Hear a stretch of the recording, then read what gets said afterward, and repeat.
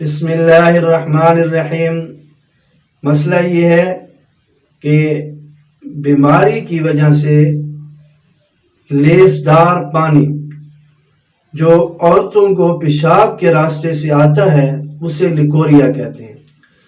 اب یہ لیکوریا والی عورت نماز، روزے کا، وضو کا، طہارت کا اس کے لیے کیا حکم ہے؟ تو اس میں چند باتیں آپ کی خدمت میں پیش کر رہا ہوں کہ یہ لیکوریا لیسدار پانی، نمبر 1 اس کا حکم یہ ہے کہ یہ پانی ناپاک ہے۔ نمبر 2 یہ پانی ایسے ہے جیسے نجاست غلیظہ، مزے کی طرح۔ نمبر 3 کپڑوں پر اگر یہ پانی لگ جائے تو چونکہ ناپاک ہے، نجاست غلیظہ ہے، تو کپڑے ناپاک ہو جاتے ہیں۔ نمبر 4 جب یہ پانی ناپاک بھی ہے، نجاست غلیظہ بھی ہے اور پیشاب کے راستے سے بھی آ رہا ہے تو یہ پانی نکلنے سے وضو ٹوٹ جائے گا۔ نمبر 5 یہ ہے کہ جب یہ پانی ناپاک بھی ہے، نجاست غلیظہ بھی ہے اور کپڑوں پر لگنے سے کپڑے ناپاک بھی ہو جاتے ہیں اور اس کے نکلنے سے وضو بھی ٹوٹ جاتا ہے، تو اب یہ عورت کیا کرے؟ جس کو یہ بیماری ہو تو وہ کیا کرے؟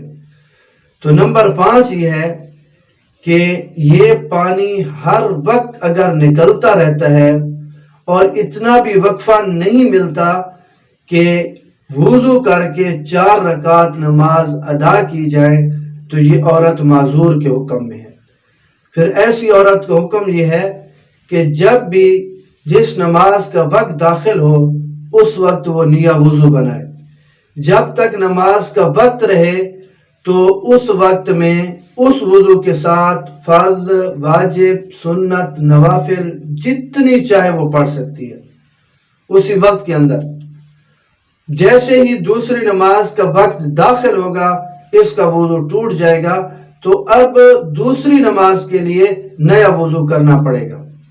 نمبر 6 اگر یہ پانی لیکوریا ہر وقت نہیں نکلتا رہتا بلکہ وقفہ ملتا رہتا ہے تو دوران نماز یہ پانی نکلنے سے وضو ٹوٹ جائے گا۔ جب وضو ٹوٹ گیا تو نماز بھی ختم ہو گئی۔ نمبر 7 اس کا طریقہ کیا ہے؟ اس کو ختم کرنے کا یا اس سے نجات حاصل کرنے کا؟ تو نمبر 7 کہ اکثر عورتوں کے رحم سے جو یہ سفید رطوبت خارج ہوتی ہے اور ہمیشہ بہتی رہتی ہے، اس کے نکلنے سے وضو ٹوٹ جاتا ہے، وہ پانی ناپاک ہے۔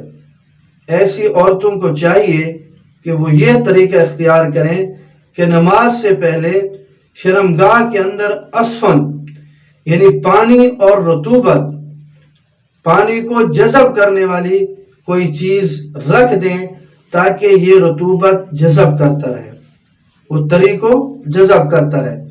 جب تک اسفن کے اس حصے پر رطوبت نہیں آئے گی، تری نہیں آئے گی جو ظاہر حصہ ہے، تو اس وقت وضو نہیں ٹوٹے گا، تو وضو بھی برقرار رہے گا اور نماز بھی ہو جائے گی۔ تو لہذا یہ طریقہ ہے کہ اسفن یعنی پانی کو جذب کرنے والی، رطوبت کو جذب کرنے والی کوئی چیز رکھ دی جائے اور اس کے وضو کیا جائے اور اس کے بعد یہ رکھ دی جائے، تو جب تک پانی بہر والے حصے پر نہیں آئے گا، تری بہر والے حصے پر ظاہر نہیں ہوگی، تو جو نماز پڑھے گی یا وضو کرے گی تو وہ برقرار رہے گا۔